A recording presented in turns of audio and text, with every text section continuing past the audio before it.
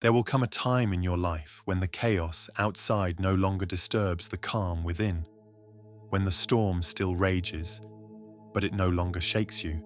And in that moment, you'll realize you are no longer the same. This is the power of Stoicism. People think strength is about controlling everything, getting life to bend to your will, fixing what's broken, making things happen. But the Stoics knew something different, something ancient, something eternal. True strength, they taught, isn't about domination. It's about surrender, not to weakness, but to wisdom. We suffer not because life is hard, but because we resist it being hard. We suffer because we want life to behave. We want people to act a certain way. We want the world to reward our efforts fairly, to recognize our goodness, to give back what we give out. But life doesn't work that way, and Stoicism is the art of making peace with that truth. The first teaching, the dichotomy of control. There are things you can control and things you cannot. You can control your thoughts, your actions, your choices, your perspective. You cannot control the weather, the past, other people, or outcomes. The moment you truly grasp this, you become free from the chains of frustration, free from the anxiety of what if, free from the war you've been waging against what is. The Stoics said, some things are up to us and some things are not. That's it. That's the line between suffering and peace. The second teaching, Amor fati, love of fate. Most people fight reality. They resist the moment. Why did this happen to me?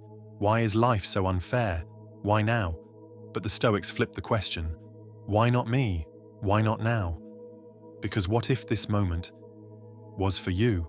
What if it's not a punishment, but a preparation, a detour to destiny? The Stoics didn't just accept fate, they embraced it. Amor fati means to love your fate, even when it's painful, even when it's confusing. They saw every hardship as a teacher, every setback as sculpting the soul, every loss as sacred. They didn't ask the universe to be easier, they asked to be stronger, and they became unshakable. The third teaching, Memento mori. Remember you must die. This one isn't about fear, it's about clarity. Memento mori reminds you, life is short. You don't get to control how many days you get, but you do get to control how deeply you live each one. You waste so much energy worrying about things that don't matter, about opinions, judgments, failures, rejections, about the past you can't change, and the future you can't predict. And all the while, time is slipping. Memento mori isn't meant to scare you, it's meant to wake you, to remind you you're alive right now, and that is a miracle. Live like it. The fourth teaching, the inner citadel. Marcus Aurelius, the great Stoic emperor, spoke of something within us. A fortress no pain could breach, a place untouched by external storms. He called it the inner citadel. It is the unshakable part of you, the soul behind the mind, the witness behind the chaos. No matter what happens around you, you can return to it. Breathe, center yourself, come back to presence. Here, you are untouchable. Not because life stops being hard, but because you've built something harder than life. A stillness, a strength, a silence. The fifth teaching, negative visualization. Most people dread the worst. They run from even imagining it. But the Stoics, they practiced it. They asked, what if I lost everything? What if I failed? What if I was left with just myself? And in imagining it, they discovered something incredible. They could survive it. You see, when you stare your fear in the face, it shrinks. What once haunted you becomes manageable, and what once terrified you becomes preparation. Negative visualization doesn't make you negative. It makes you resilient. It makes you grateful.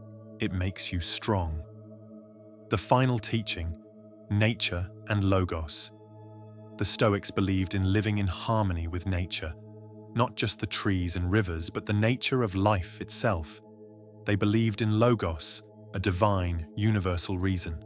Call it God, call it the universe, call it the flow, but they trusted it.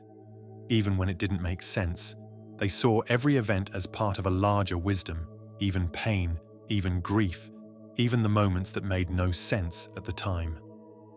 So here you are, a soul in a body, walking through a chaotic world.